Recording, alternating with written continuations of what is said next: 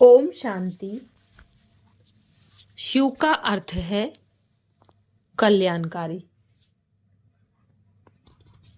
परमात्मा का यह नाम इसलिए है, वह धर्म गिलानी के समय जब सभी मनुष्य आत्माएं माया अर्थात 5 विकारों के कारण दुखी, अशांत, पतित एवं भ्रष्टाचारी बन जाती हैं, तब उनको पुनः पावन तथा संपूर्ण सुखी बनाने का कल्याणकारी कर्तव्य करते हैं।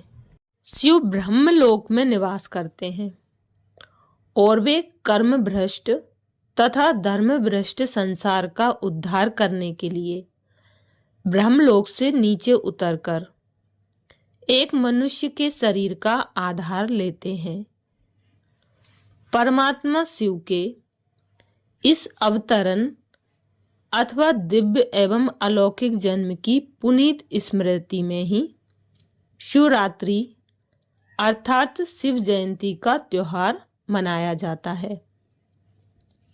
परमात्मा शिव जो साधारण एवं वृद्ध मनुष्य के तन में अवतरित होते हैं, उसको वे परिवर्तन के बाद प्रजापिता ब्रह्मा नाम देते हैं।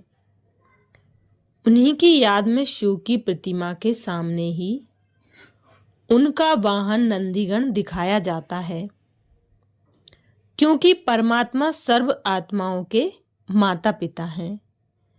इसलिए वे किसी माता के गर्भ से जन्म नहीं लेते, बल्कि ब्रह्मा के तन में सन्निवेश ही उनका दिव्य जन्म अथवा अवतरण है। आजन्मा परमात्मा शिव के दिव्य जन्म की रीति न्यारी है। परमात्मा शिव किसी पुरुष के बीज से अथवा किसी माता के गर्भ से जन्म नहीं लेते, क्योंकि वे तो स्वयं ही सबके माता पिता हैं। मनुष्य सृष्टि के चेतन बीज रूप हैं और जन्म मरण तथा कर्म बंधन से रहित हैं। अतः वे एक साधारण मनुष्य के वृद्धावस्था वाले तन में प्रवेश करते हैं। इसे ही परमात्मा शिव का दिव्य जन्म अथवा अवतरण भी कहा जाता है, क्योंकि जिस तन में वे प्रवेश करते हैं वह एक जन्म मरण तथा कर्म बंधन के चक्कर में आने वाली मनुष्यात्मा ही का शरीर होता है। वह परमात्मा का अपना शरीर नहीं होता। अतः चित्र में दिखाया गया है कि जब सारी सृष्टि माया अर्थात काम, क्रोध, लोभ, मोह, अहंकार आदि 5 विकारों के पंजे में फंस जाते हैं। सृष्टि जब काम, क्रोध, लोभ, मोह, अहंकार आदि 5 विकारों के पंजे में फंस जाती है, तब परम पिता परमात्मा शिव जो कि आवागमन के चक्कर से मुक्त हैं, मनुष्य आत्माओं को पवित्रता, सुख और शांति का वरदान देकर माया के पंजे से छुड़ाते हैं।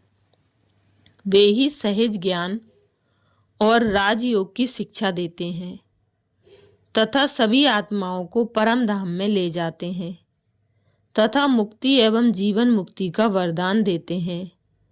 शिवरात्रि का त्योहार फागुन मास जो कि विक्रमी संवत का अंतिम मास होता है में आता है। उस समय कृष्ण पक्ष की चतुर्दशी होती है और पूर्ण अंधकार होता है। उसके पश्चात शुक्ल पक्ष का आरंभ होता है और कुछ ही दिनों बाद नया संवत प्रारंभ होता है।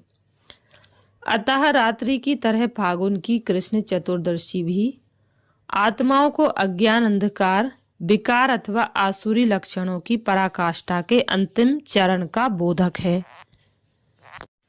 इसके पश्चात आत्माओं का शुक्ल पक्ष अथवा नया कल्प प्रारंभ होता है, अर्थात अज्ञान और दुख के समय का अंत होकर पवित्र तथा सुख का समय शुरू होता है। परमात्मा शिव अवतरित होकर अपने ज्ञान योग तथा पवित्रता द्वारा आत्माओं में आध्यात्मिक जागृति उत्पन्न करते हैं।